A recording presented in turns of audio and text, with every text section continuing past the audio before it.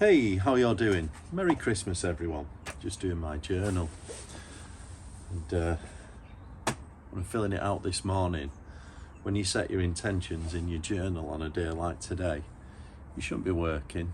You know, the intention should be about spending that time with family and, you know, all those good things, you know, that you're going to do.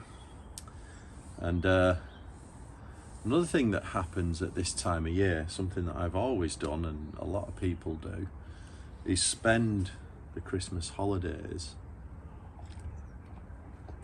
reflecting on maybe the previous year and then thinking about the next year. And as we go into a new year, it's quite traditional to think about things like New Year's resolutions. And, you know, if you listen to any of my content before, you realise that I don't really believe in New Year's resolutions, because really, if you set yourself up to always create New Year's resolutions, what you're actually doing, it's a form of procrastination. You're basically just saying, oh, I'll start next year.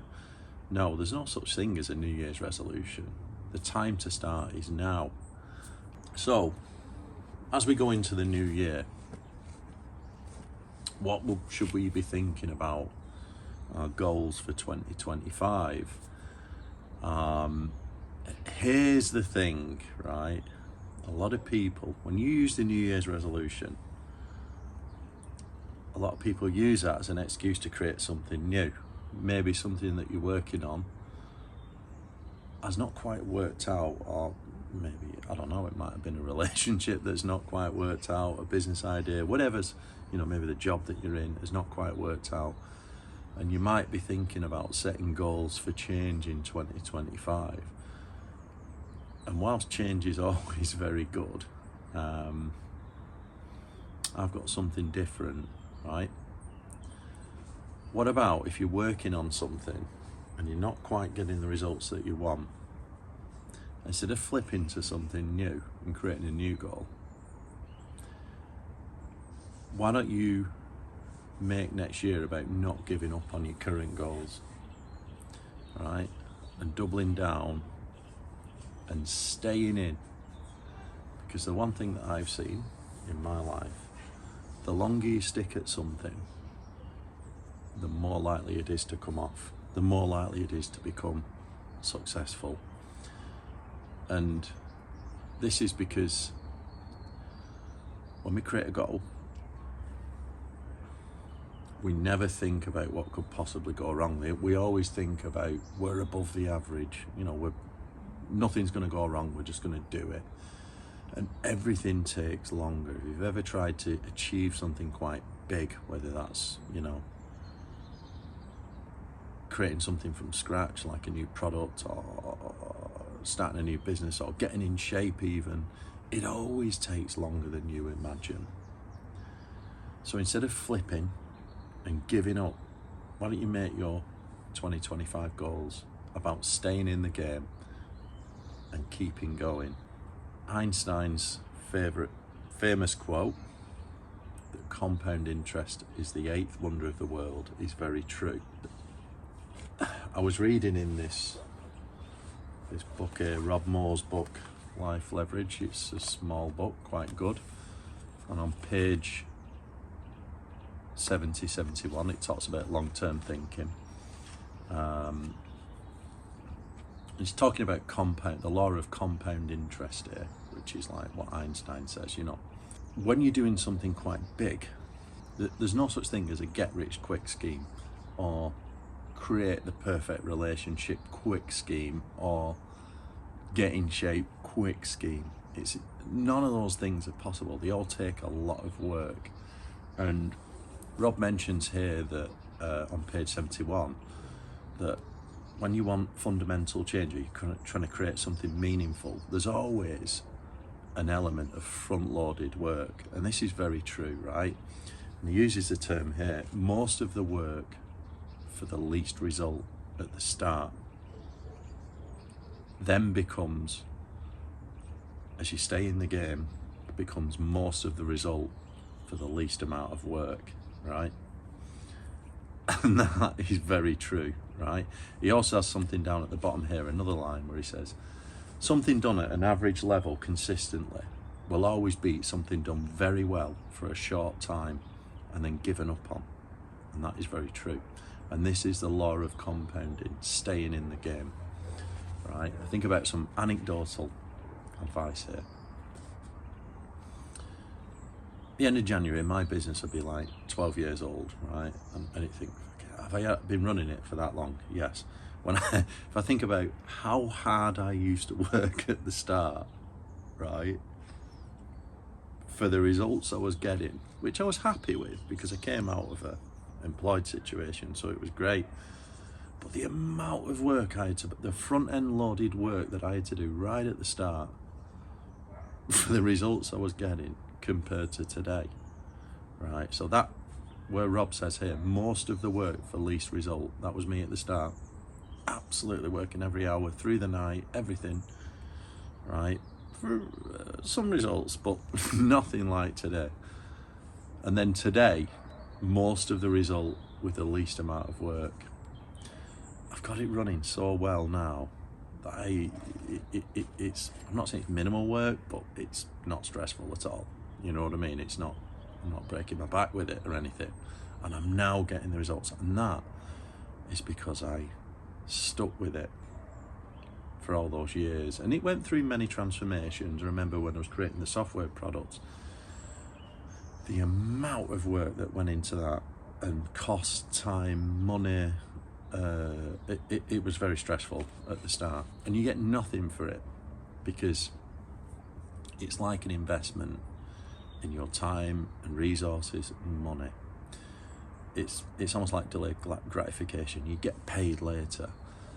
And that is the same for everything. It's the same for getting in shape as well, right? Yeah, if you're brand new to, say, training, you might get some newbie gains and things like this, but it's nothing compared to the compounding effect. And once you get, like, if you've been training for sort of a few years, to maintain that shape, that physique, or that, you know, in shape, is minimal compared to what you had to put in at the start. Like, now you hardly have to train. All you have to do is keep a tight diet. Once you've got there, because you put in that work over time, because I'm talking about, like, no matter whether you're a guy or a girl here, right? If you change your body composition, you get rid of fat and you build lean mass, right? It's far easier to maintain that composition than it is to build it, because building lean mass takes years. It's very hard. Once you've got it, easy to maintain. It takes a little amount of work. So that compound effect is very true. And this is why I think that you should, rather than flip and give up on something, why not stay in the game? Understand the law of compounding and make 2025 goals about staying in and committing to the compounding effect. There's a line here, page 73, which sums it up. The cost of change is the cost of resetting compounding to zero again. Just imagine that. Imagine giving up. You start again. Obviously, there are situations where you need to give up. There's always a time where you need to give up. And that is when the vision that you have for your life, or the identity, or the things that you're doing, are not your vision. They're not your identity. So let's say you are stuck in a job or something that you hate, and you want to do something different. Maybe you want to do something more creative or whatever, right? And you have this dream to start doing something different. That is where you should give up and change. But if you're already on that journey and it's not quite working, and you're thinking you should give up and go back to work, or go back to the career that you used to have that you weren't quite happy with, weren't quite fulfilled with, that's why you shouldn't give up. So there is a difference here. And just underneath this line, Rob talks about Tiger Woods. You know, imagine Tiger Woods giving up at golf at the age of 18 because he hadn't won a major yet. That would have reset 16 years of time invested, giving him more than 80% of the way towards multiple major wins and entries into golf's Hall of Fame. Even a small swing can have a huge long-term cost, as the best golf coaches know. So should be considered very carefully. Imagine Thomas Edison giving up on his experiments for the light bulb on the 9,000th or 9,998th attempt. And this is the point. Sometimes you've got to keep going. I think that's a lot of the time. As long as you're on your journey, you have to keep going. And giving up usually is because maybe you're underestimating the amount of time that things take. Sometimes when you start losing interest because it's not quite working. Maybe you thought, oh, I'll get a return in 6 months, 12 months, and you're 2 years in and you're wondering when it's going to come. You have to check there, because sometimes that can be because you've got the wrong mission or the wrong vision for yourself. And the way to tell is, are you doing this out of passion? Right, because if you've not got passion, that's when you're likely to give up as well. But if you're passionate and you're on your journey and you're working towards something, just understand that things take longer, right? You probably haven't factored in how long it will take. You probably thought, oh, I'll be there in 6 months. Maybe it's a 2 or 3 year project. But as long as you're working towards it, you shouldn't give up. Just remember, the cost of change is the cost of setting compounding to zero again. You don't want that, right? So keep going. Make your year 2025 goals about staying in and riding the law of compounding, rather than flipping to something new just because you haven't got the results. So what are you doing today? You're going to reflect on the year of 2024. Review your goals for 2025. Let me know in the comments. All right, maybe it's a mix of staying the course with a current goal and maybe adding another goal in.